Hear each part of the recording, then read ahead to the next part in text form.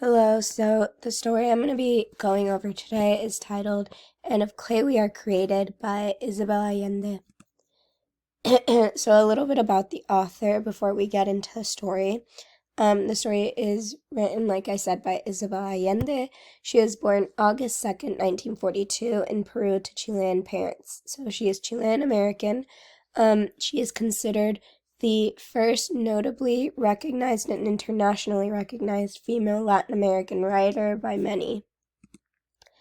Before a writer, she was a journalist in Chile until she eventually fled to Venezuela after the assassination of, I believe it was her uncle, who at the time was the president of Chile. So she fled to Venezuela with her husband and children.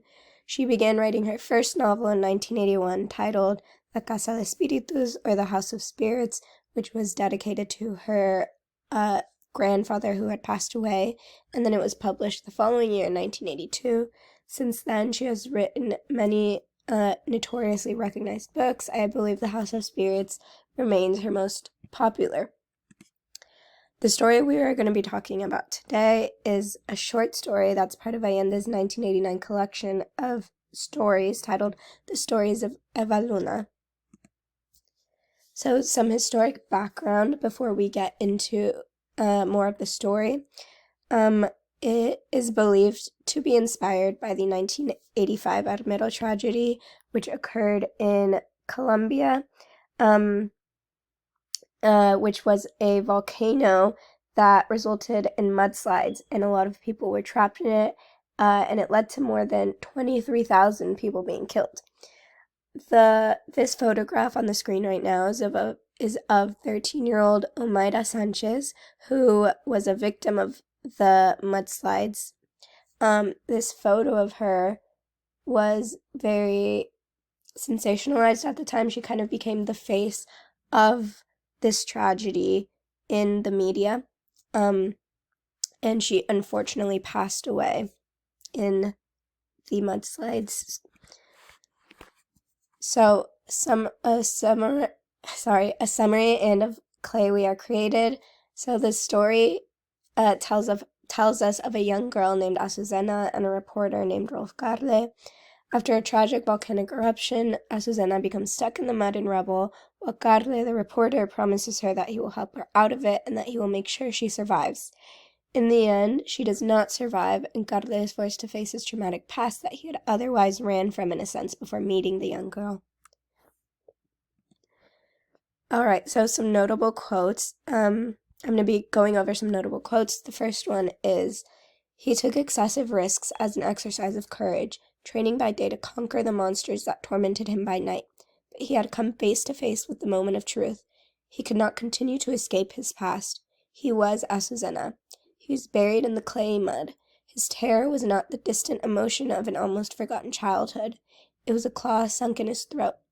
In the flush of his tears he saw his mother, dressed in black and clutching her imitation crocodile pocketbook to her bosom, just as she had last seen her on the dock when she had come to put him on the boat to South America. She had not come to dry his tears, but to tell him to pick up a shovel. The war was over, and now they must bury the dead. 'Don't cry. I don't hurt any more. I'm fine,' Azucena said when dawn came. 'I'm not crying for you.' Rolf Garle smiled. 'I'm crying for myself. I hurt all over.'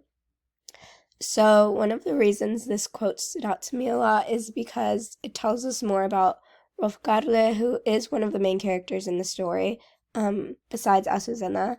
When he is introduced to us in the beginning of the story, we are told that he is a popular reporter who is known for kind of being stoic and not really showing emotions when he is on the job.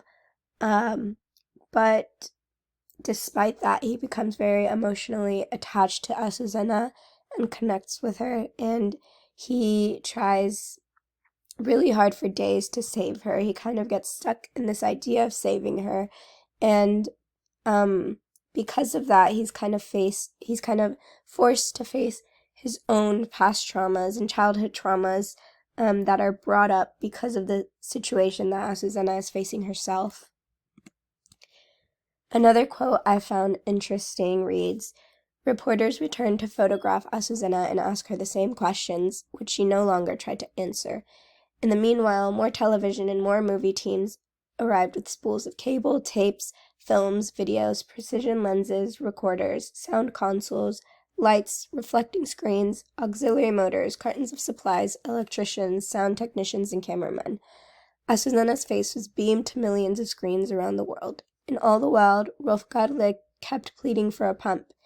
And I thought it was interesting connected to another quote that follows a bit later that reads, "I felt how in that instant both were saved from despair, how they were freed from the clay, how they rose above the vultures and helicopters, how together they flew above the vast swamp of corruption and laments, how finally they were able to accept death. By then I had obtained a pump and was in touch with a general who had agreed to ship in the next morning on a military cargo plane. But on the night of that third day, beneath the unblinking focus of quartz lamps and the lens of 100 cameras, Azucena gave up. She sank slowly, a flower in the mud." So basically, the entire time that Rolf Gadle is trying to save Azucena, he is begging anyone who listens to him for a pump to be able to kind of get the mud out from the area that surrounds Azucena and try and pull her out, but he's not able to access that. And it's kind of an interesting dynamic here where despite all this media coverage, despite them having all these supplies in order to record the tragedy that's going on and broadcast it to thousands of people, he is still not able to get the pump. So later on, a few days after the first quote, Azucena ends up passing away, sadly, and it is not until after she dies that Rolf Gadle is able to get the pump, but it is too late by that time. And I think the last quote is actually very interesting to me, that the last sentence that reads, "She sank slowly, a flower in the mud," because Azucena, which is the girl's name, is Spanish for lily, which is a flower. So it was interesting to have this kind of her defined as a flower in the mud. I think the last quote I'm going to go over is after Rolf Gadle returns with his girlfriend, who is kind of narrating. She's the narrator of the story. And it reads, "You're back with me, but you're not the same man. I often accompany you to the station and we watch the videos of Azucena again. You study them intently, looking for something you could have done to save her, something you did not think of in time. Or maybe you study them to see yourself as if in a mirror, naked. Your cameras lie forgotten in a closet. You do not write or sing. You sit long hours before the window, staring at the mountains. Beside you, I wait for you to complete the voyage into yourself, for the old wounds to heal. I know that when you return from your nightmares, we shall again walk hand in hand as before." So this is actually the closing paragraph of the story, and I found it interesting as it reads sort of bittersweet. Because of his time with Azucena, Rolf Gadle, like I mentioned before, is forced to face his own traumas and relive his own childhood. So he kind of becomes the shell of a person.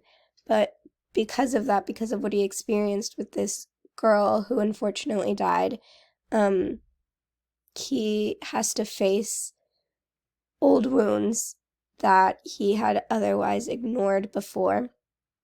And the last sentence that reads, "I know that when you return from your nightmares, we shall again walk hand in hand as before," is what kind of makes this bittersweet, because the narrator, his girlfriend, does believe that he will be able to overcome these struggles. And I think a lot of that has to do with the way he connected to Azucena, which I will be going over a little more. So the central themes I kind of pieced together reading the story was, the first one, I don't really know how to word this any better, but breaking barriers, physical and emotional. I think there is an interesting connection in how Azucena is physically in a barrier. She's stuck in the mudslide. yet she is able to break barriers emotionally with Rolf Garle, as they're able to connect and kind of build a relationship for the few days they're together, despite all the things that separate them. Azucena being a young girl and Rolf Garle being this older, kind of um, more seasoned, closed off reporter. Um, and they both lead very different lives, obviously, but they are able to connect and sort of build this relationship, like I said, and rely on each other in the time they're together. Another theme within it is trauma and facing trauma.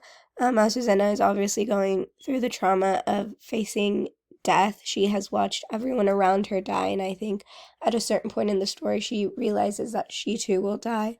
And while this is going on, Rolf Garle also begins to face his own past traumas.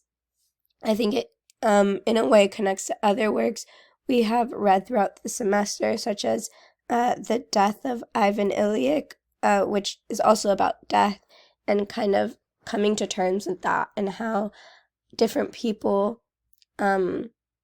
act in the face of death.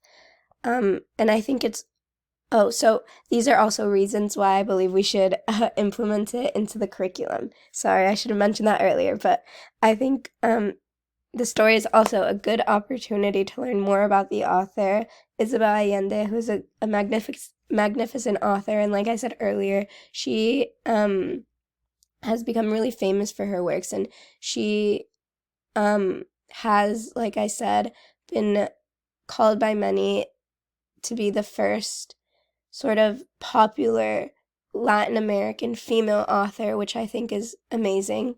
Yeah, thank you.